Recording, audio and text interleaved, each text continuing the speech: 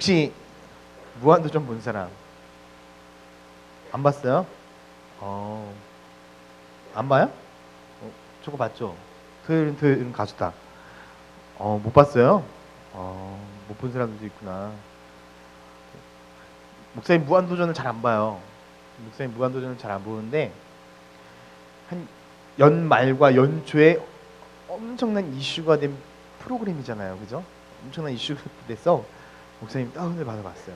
다운을 받아봤는데 그 어제 이제 뭐 선생님들이랑 회의하고 나서 들어오니까 한 10시 좀 넘은 것 같아. 10시 반? 뭐 이렇게 된 것 같아요. 근데 되게 궁금한 거야. 어떻게 됐나.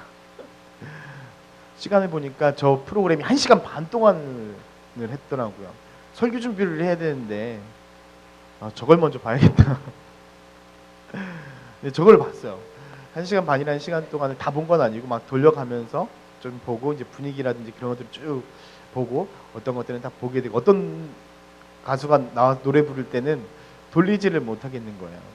돌리지를 못하고 딱 듣게 되어지고 어떤 때는 또 돌아가면서 보게 되어지는 그런 이제 시간들을 쭉 보게 되어지면서 여러분들은 어땠는지 모르겠는데 볼 때 어떤 생각이 들었어요? 와 잘한다 뭐 이런 생각이 들었어요? 아니면 가슴이 되게 울컥울컥한다 그런 생각이 있었어요? 그냥 예능이었죠. 저는 되게 가슴이 울컥했어요. 선생님 안 그러셨어요? 되게 울컥하셨죠? 왜 그러냐면 그 가수들이 반가워서 울컥한 게 아니에요. 절대 가수들이 별로 좋아하는 가수들도 아니었어. 나는 핑크를 좋아했거든. 핑클이 안 나오더라고. 근데 그 사람들을 보면 되게 울컥울컥 했던 이유가 무엇이었냐면은 그 사람들이 목사님 학생 때 활동을 하면서 막 되게 지금 여러분들이 막 노래방 가서 엑소의 노래를 부르고 막 여러 가지 노래를 부르잖아요. 아이돌 가수들의 노래를 부르는 것처럼 막 우리도 그랬거든요. 막 그 사람들이 사는 뭐 그런 아이템들을 사게 되어지고 막 옛날에 무슨 H.O.T 막 하면 장갑 캔디라고 아니 노래를 그 캔디의 그 진짜 지금 보면 왜 저런 걸 하고 다니는지 이해가 안 가지만 막 장갑 사서 끼고 다니고 막 그랬단 말이에요. 근데 그 사람들을 보면서 생각난 건 딱 하나예요. 내가 저 사람들 때 내가 이랬구나. 내가 가지고 있었던 어떤 하나의 추억들이 하나하나 이렇게 끄집어내는 그런 일들이 일어나는 거예요. 그래서 그때 친구들이 생각이 나고 그때 저 친구들과 어떤 일들을 했었는데 내가 학교 다닐 때 어떤 친구와 이런 일들을 했었는데 라는 그런 생각들이 드니까 마음이 그냥 괜히 울컥울컥하는 그런 생각이 든 거예요. 절대 가수가 막 해가지고 막 울컥울컥한 게 아니라 그런 생각이 드는 거예요. 더군다나 또 거기도 막 그때는 막 걔네들이 그 뭐 SES 이런 분들 그런 사람들이 결혼을 안 할 것 같았거든.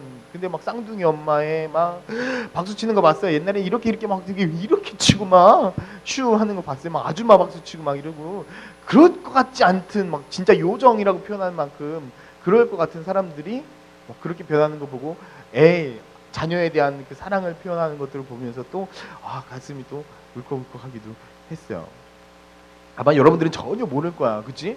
나중에 더 나이가 들어가지고 무한도전 할아버지들이 이제 나와가지고 2000년대 아이돌을 모시고 할 때 막 그때 여러분들이 막 울컥울컥 할 거야. 그래 내가 그때 엑소를 쫓아다녔지 막 이러면서 그런 생각들을 많이 할 거예요. 아마 그때 목사님 이런 설교를 했었는데 맞아 내가 그때 이런 마음이셨겠구나 막 그런 생각들 막 하게 될지도 몰라요. 중요한 건 무엇이었냐면 많은 사람들이 또 많은 신문에서 그 토요일은 가수다라는 그런 부분들을 막 잘했다 막 추억해주고 하는 그런 칭찬하는 그런 결정적인 이유는 바로 추억이에요. 추억. 우리가 가지고 있었던 좋은 추억들을 끄집어내주고 그것들을 통해서 새로운 생각들을 또 한번 해주게 되는 그러다 보니까 목사님도 오랜만에 컴퓨터 정리를 쭉 했어요. 그러다가 목사님한테 컴퓨터 정리를 쭉 받다가 목사님한테 몇 장의 사진을 투척받은 사람들이 있을 거야. 있죠. 내가 그 친구들한테 양해를 구하고 온 사진을 보여주려고 하다가 안 그러면 교회를 떠날 것 같아가지고 안 모여서 그치 진우야? 그치 지연아? 막 사진을 컴퓨터를 막 정리를 하다 보니까 학준아 너는 핸드폰이 없어가지고 목사님 못 보내줬어. 너는 페이스북에 올릴 수밖에 없더라고. 그럼 너 미국 안 갈 것 같아가지고 막 어렸을 때 그 막 생기발랄한 친구들, 여기 앉아 있는 친구들이 막 되게 근엄한 것 같잖아요. 절대 율동도 안 하고 막 손올리라고 하면 손도 안 올리고 이런 애들이 막 이러고 있다, 막 이러고 있고 찬양하고 있고, 막 별 진짜 아름다운 것들을 얘기를 하고 있어요. 가끔 가다가 공부하다가 힘들고 그런 목사님을 찾아오세요. 목사님 한 번에 모든 것들을 해결해 줄게요. 되게 즐겁고, 혹은 내가 다른 친구들의 사진을 보면서 내가 기뻐해야겠다라는 생각들이 있으면 해요. 배한지는 내가 핸드폰 번호를 몰라서 엄마한테 보냈어, 한지나. 원열이도 내가 엄마한테 보내줬더니 엄마가 막 웃으시면서 감사하다고. 아마 원열이가 이 사진을 보면 이 세상 난리 날 거라고 막 이렇게 얘기까지 하셨는데, 가서 엄마 사진 좀 보여주세요. 그러면 너네들이 이런 사진들이 있어요. 이런 사진들. 얼굴이 지금 2배야. 그런 사진들. 그러면서 막 사진들을 보면서 차마 전진아 너도 있었는데 내가 못 보내드리겠더라. 막 이런 사진들이 추억을 생각하게 되더라고요. 다 너희들 초등학교 때 여름 캠프 때 막 이런 사진들이니까. 하여튼 많은 그런 추억들이 생각나게 됐어요. 그러면서 목사님이 이제 새해다 보니까 집에 딱 갔어요. 집에 딱 가서 아버지랑 좀 많은 이런저런 이야기들을 좀 많이 했거든요. 근데 우리 아버지께서 그런 이야기를 하시는 거예요. 뭐라고 얘기를 하시냐면, 야, 김 목사야, 이렇게. 네, 기도 열심히 해야 돼. 당연하죠. 열심히 하고 이렇게 해야죠. 내가 옛날에 하시면 옛날 이야기를 하시는 거예요. 옛날 이야기를 하시면서 나도 젊었을 때 정말 기도 열심히 했다. 그러면서 내가 붙들고 기도했던 그 소나무가 말라 죽을 정도로 나도 그렇게 성령 체험을 하고 막 그렇게 했다라고 막 계속 옛날 이야기를 하시는 거예요. 그래서 제가 그랬어요. 아버지 옛날 이야기 말고 요즘 얘기 좀 해주세요. 별 말씀 안 하시더라고요. 근데 우리가 삶을 살다 보면요, 아마 여러분들도 그럴 거예요. 아마 선생님들 대부분 다 그럴 거예요. 나도 옛날에는 저랬어. 나도 옛날에는 신앙생활 어떻게 했고, 나도 옛날에는 어떠한 믿음을 갖고 살았어. 지금은 내가 삶이 바쁘다 보니까, 내가 지금 학업에 쫓기다 보니까, 내가 아마 이제 고3들은 그럴 거예요. 야, 내가 이제 고등학교 1학년 때만 됐으면 내가 이렇게 했을 거야. 나 이제 고3이라 공부를 해야 돼. 이렇게 이야기를 하는 친구들도 있을 수 있어요. 대부분 많은 사람들이 추억해요. 옛날엔 이랬지.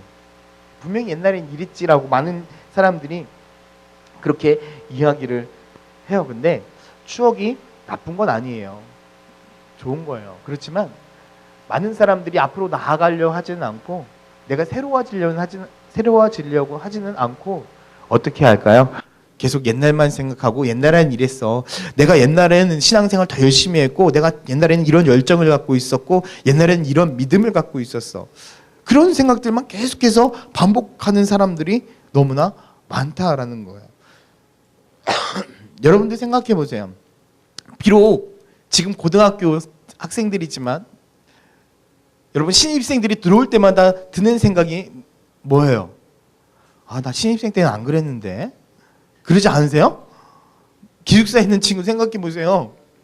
딱 들어가면 이제 지금 중3들이 있잖아요. 중3들 딱 들어가자마자 선배들이 하는 말이 그걸 거야. 야, 나는 니들 때 안 그랬어. 선배들 보면 꼬박꼬박 인사 잘하고 어떻게 했어. 그치? 선배들보다 다 얘기 나온 얘기가 그거잖아요. 나 때는 안 그랬다. 얘네들 갈수록 싸가지가 없어지네. 막 이러면서 얘기를 한단 말이에요. 다 추억에 대해서만 이야기를 해요. 근데 중요한 거는 내가 바뀌지 않는다라는 거예요. 나는 바뀌지 않고, 나는 새로운 사람이 되지 않고 계속해서 옛날 생각만 하고 나는 안 그랬다라고만 이야기하는 사람들이 너무나 많다라는 거예요. 생각해 보세요. 여러분들은 바뀌었어요? 여러분들은 정말 바뀐 삶을 살고 있어요? 만약에 그렇지 않다라고 한다면 어찌 보면 그 추억은 잘못된 추억일 수 있어요. 추억은 무엇이냐면 우리가 앞으로 나아가기 위한 디딤돌이 되어야 되지, 그것이 다시금 옛날로 되돌아가기 위한 생각이 되어서는 안 된다는 거예요. 하나님께서는 우리들에게 뭐라고 이야기를 하고 있어요? 이사야 43장 18절을 같이 한번 읽어볼게요. 같이 읽겠습니다. 시작. 너희는 이전 일을 기억하지 말며 옛날 일을 생각하지 말라. 오늘날 많은 그리스도인들에게 큰 병이 걸려 있어요. 무슨 병일까요? 목사님 지금까지 계속 얘기했죠? 무슨 병? 추억이라는 병이에요. 추억. 제일 그리스도인들, 다른 사람들보다도 그리스도인들에게 있어서의 가장 큰 병은 바로 추억이라는 병이에요. 아, 내가 옛날에는 이런 신앙생활을 했어. 내가 이런 믿음을 갖고 있었어. 내가 소시적에는 이런 삶을 살았어. 라고 하는 병이에요. 우리 아버지도 아까 목사님 얘기했잖아요. 아버지도 그래요. 계속해서 내가 옛날 얘기만 하시는 거예요. 내가 옛날엔 이렇게 기도했어. 내가 옛날엔 이렇게 말씀 봤어. 내가 젊었을 때는 이렇게 했어. 라고 이야기만 하시는 거예요.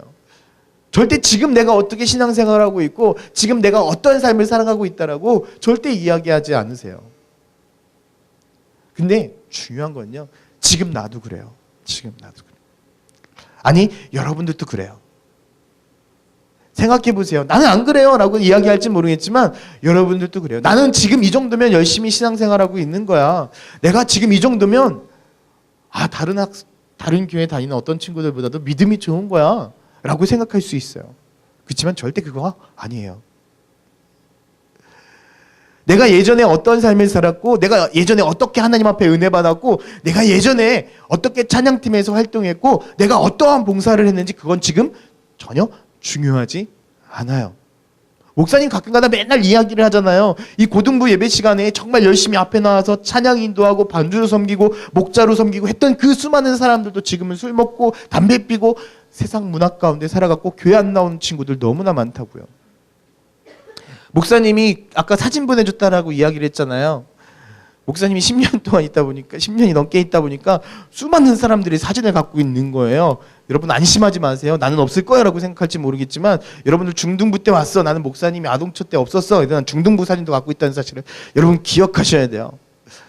그래서 어떤 사진 정리를 하다가 이번에 새롭게 전도사님이 되신 분이 계시잖아요. 우리 김홍태 전도사님. 그분이 미풍당당 출신이에요. 여기 출신이에요. 그래가지고 막 사진을 정리를 하고 있는데 그분이 목자 섬길 때 목자들 사진이 쫙 있더라고요. 그분하고 내가 그분을 가리킨 적이 한 번도 없거든. 근데 그 사진이 있는 거야. 그래가지고 그 사진을 딱 보내주면서 내가 그 사진을 쫙 훑어봤어. 미안한 얘기지만 그분 한 명 딱 교회 나오더라. 물론 다른 데서 교회 다닐 수도 있겠지. 근데 다른 몇몇 친구들도 우리 교회 나오는 분들이 계셨는데 교회 잘 안 나. 가끔 나. 정말 열심히 했던 사람들이에요. 아마 그런 사람들은 대부분 다 뭐라고 얘기할까? 나 옛날에 이렇게 삶을 살았어. 내가 옛날에 정말 믿음 좋았어. 그렇게 이야기할 거예요. 나도 소시적에 교회 다녔어라고 이야기를 할 거예요. 근데 그게 중요한 건가요? 내가 옛날에 교회 다닌 것이 여러분들의 구원을 결정하나요? 절대 아니에요. 절대 아니에요. 오늘날 많은 사람들이 이 추억이란 병 때문에 오히려 이 교회가 무너져 가고 있다는 사실이에요. 미안한 얘기지만 목사님 같은 세대의 사람들이 추억 때문에 어찌 보면 여러분들이 버려져 가고 있는지도 몰라요. 그건 미안해요. 우리가 그 추억이란 그런 부분들에서 이제는 어떻게 해야 될까요? 빠져 나와야 된다는 사실이에요. 사단은 계속해서 우리들에게 뭐라고 이야기를 하고 있냐면 괜찮아. 지금처럼만 하면 돼. 야, 너 옛날 생각해봐. 옛날이 더 좋지 않았니? 야, 앞으로 갈 이유가 뭐가 있어? 옛날처럼만 다시 한번 하자. 라고 그렇게 이야기할 수도 있어요. 그러나 하나님은 절대 그러신 분이 아니세요. 이사야 43장 19절을 같이 한번 볼게요. 같이 읽겠습니다. 시작.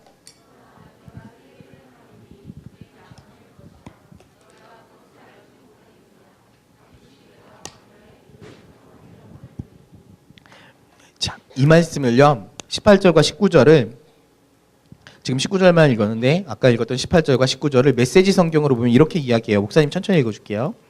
지금까지 있었던 일들은 잊어라. 지나간 역사에 연연해하지 마라.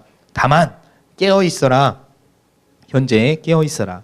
이제 나는 전혀 새로운 일을 행할 것이다. 이미 시작되었다.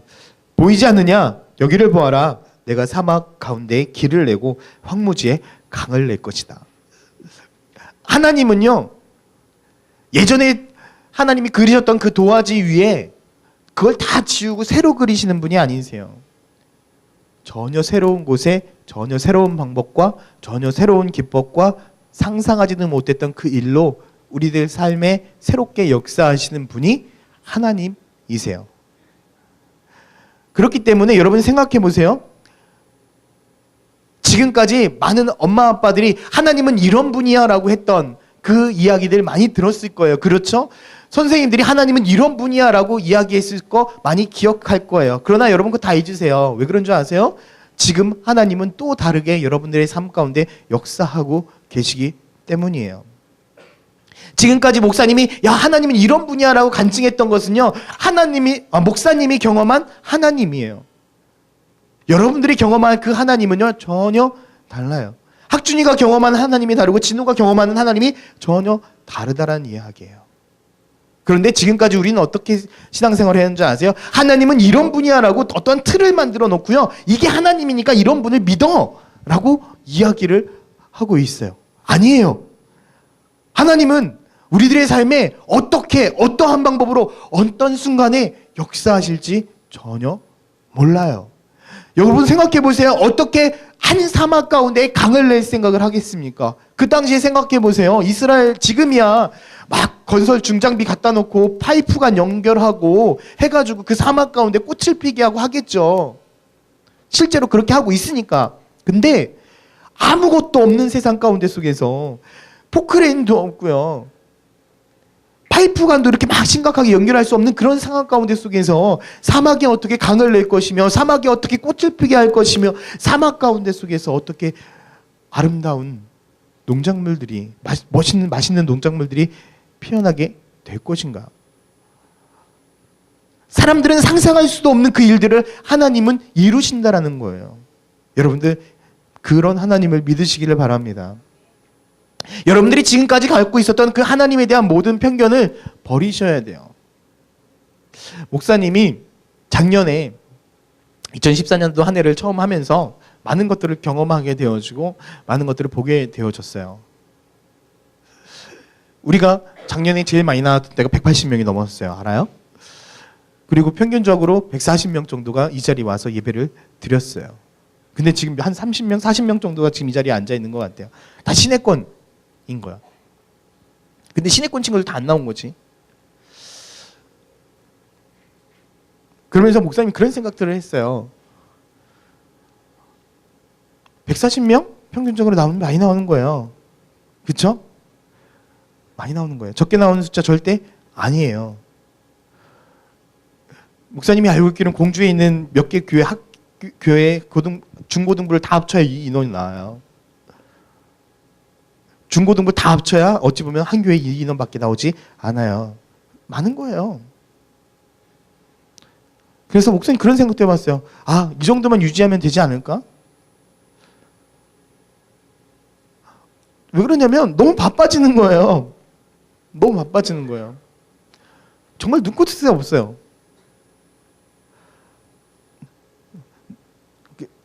누군가 가수가 24시간이 모자라? 그런 노래가 있는 것처럼 정말 24시간이 모자랄 정도예요. 그래서 하나님 그냥 어느 정도 유지만 하면 참 좋겠어요 라는 생각을 하게 되어지고요, 그런 기도까지 하게 되어져요. 좀 죄송한 얘기지만 생각해 보세요. 한 140명 정도만 나오면 많이 나오는 거예요. 거기다가 스쿨 목장이요, 과학고 한 매주마다 20명 정도 모여서 예배드리죠. 어디 가나 다 공주고도 마찬가지죠. 많은 학교들이 그렇게 스쿨 목장에서 모여서 예배드리고 있어요. 그 정도면 괜찮아요. 그냥 그 정도 유지만 해도 좋아요. 근데 문득 그런 생각이 드는 거예요. 기도하는데, 준대야 정말 만족하니? 정말 이 자리에 그렇게 머물고 싶니? 정말 이 정도, 이 마음, 이 상황이 너에게 주는 그런 마음이 옳다라고 생각하니? 라는 그런 마음들을 저에게 주시는 거예요. 그래서 제가 반문했어요. 하나님, 생각해 보세요. 지금 이 자리에 그 인원 더 이상으로 어떻게 들어갈 수 있나요? 지금 당장 예배실을 건축하지 않는 이상 우리가 더 넓은 곳으로 더 많은 사람들이 모일 수 있는 방법은 없어요. 하나님, 수많은 사람들이 200명, 300명 몰려온다 하더라도 하나님, 이 자리에 앉혀서 그 아이들 돌려보내실 건가요? 지금 당장 예배실이 확보가 되지 않는다면 사실 죄송한 얘기지만 애들한테 전도하라고 할 수도 없을 것 같아요. 그렇게 이야기를 했어요. 근데요, 그거는 제 생각이에요. 그렇죠? 그건 순전히 제 생각이에요. 그건 순전히 제 생각이에요. 근데 하나님의 생각은 전혀 다른 거였어요. 목사님 어떤 책을 읽다가 책의 내용에 이런 내용이 있었어요. 목사님 그대로 읽어줄게요. 사업을 시작했을 때 열심히 일하면 대략 10억 원 정도의 매출을 달성할 가능성이 있는 시스템이 만들어졌다고 하자. 이런 시스템 안에서 열심히 하면 매출 10억 원까지 성공적으로 갈 수 있다. 그런데 어느 순간부터는 아무리 열심히 해도 매출이 10억 원 이상으로 성장하지 않는다. 이유가 무엇일까? 시스템의 한계에 도달했기 때문이다. 이럴 때 CEO들은 고민에 빠진다. 어떻게 해야 매출이 10억 원에서 100억 원으로 도약할 수 있을까? 고민 끝에 새로운 멋진 비전을 만들어 선포한다. 한국의 기업들이 지금 이런 상황이다. 중략. 대개는 주인 의식을 가지고 지금부터 더 열심히 일하자는 것이 내용이다. 그런데 10배의 노력을 하면 매출이 10억 원에서 100억 원으로 올라갈까? 아니다. 10억 원 매출 시스템에서 10배의 노력을 하면 기업은 망가진다. 힘들어서 직원들은 떠나가고 CEO는 병들어 결국 회사는 문을 닫는다. 답은 간단하다. 가장 먼저 해야 할 일은 10억 원의 매출의 한계를 가지고 있는 기존 시스템을 100억 원 매출을 올릴 수 있는 시스템으로 고치는 것이다. 여러분 무슨 말인지 이해하겠어요? 많은 사람들은요 환경을 탓해요. 그렇죠? 목사님도 처음에 얘기했을 때 지난주에 계속 설교할 때 뭐라고 얘기했어요? 하나님은 뭘 바꾸지 않으신다? 환경을 바꾸지 않으신다. 하나님은 누구를 바꾸신다? 나를 바꾸신다라고 그렇게 이야기를 했어요. 마찬가지예요. 어찌 보면 지금까지 우리들의 생각은요, 건물이 있어야만 됩니다. 우리들의 어떤 시스템, 이런 모든 부분들이 바뀌어져야만 우리가 성공할 수 있고요, 더 부흥할 수 있어요라고 그렇게 계속해서 생각을 했던 것 같아요.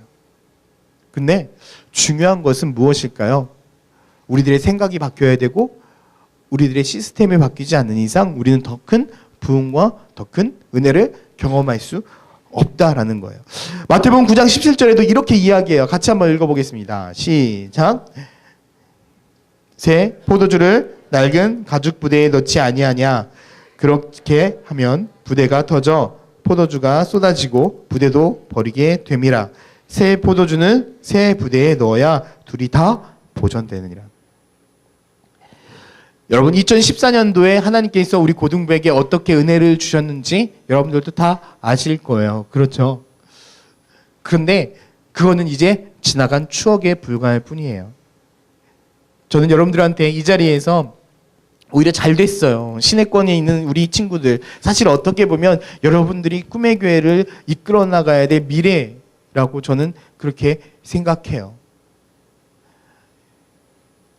여러분들이 꿈의 교회의 기초라고 저는 그렇게 생각해요.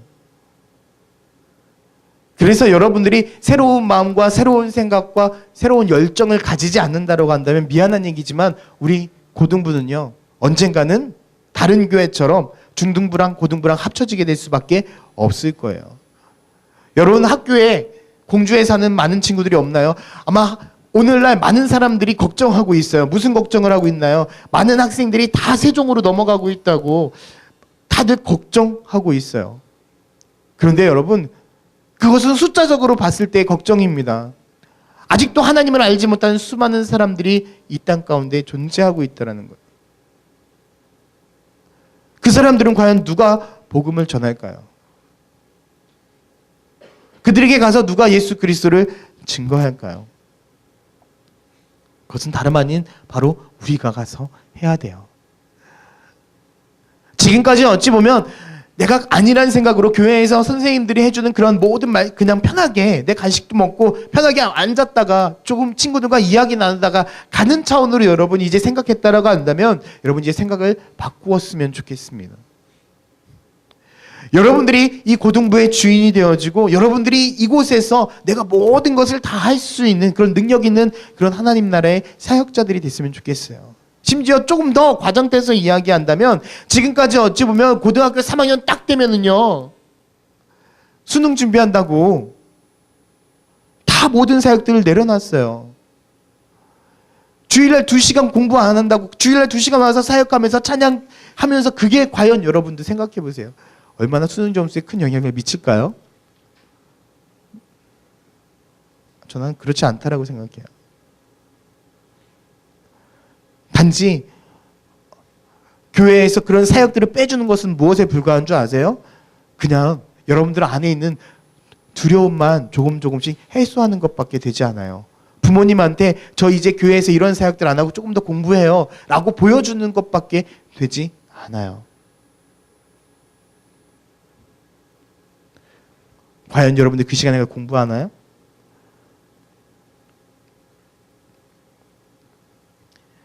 여러분 생각을 다 새롭게 가졌으면 좋겠어요. 지금까지 여러분들이 신앙생활에 했던 그 모든 것들 어찌 보면 하나님께서 여러분들에게 주셨던 그 은혜들 그런 것들이 있다라고 한다면 여러분 구원 빼고는 다 잊었으면 좋겠어요. 아니 오히려 그것이 여러분들의 삶에 다시금 앞으로 나아갈 수 있는 새로운 디딤돌이 되어서 더 큰 은혜와 더 큰 말씀 주님께서 주시는 그 은혜로 나아가는 길이 되었으면 좋겠어요. 저는 그렇게 소망해요. 무슨 소망? 기숙형 학교에 아이들이 오지 않는다 하더라도 이 자리가 꽉 찰 수 있는 그런 소망이 있어요. 안 될 것 같나요? 아니요. 될 수 있어요. 어떻게 하면 될 수 있을까요? 내가 변하면 돼요. 내가 새로운 사람이 되어지고 내가 새로운 인생을 살기로 결정하고 내가 예수 그리스도 앞에 붙들린 삶을 살기로 결단한다면 하나님이 여러분들을 사용하실 거예요. 마가복음 9장 23절에는 이렇게 분명히 이야기해요. 같이 읽겠습니다. 시작. 예수께서 이르시되 할 수 있거든이 무슨 말이냐?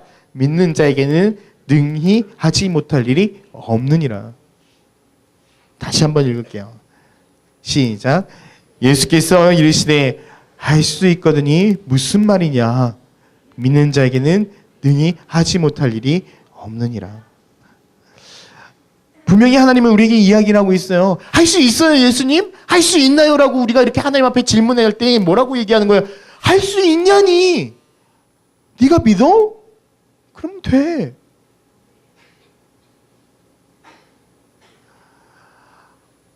하나님 할 수 있나요?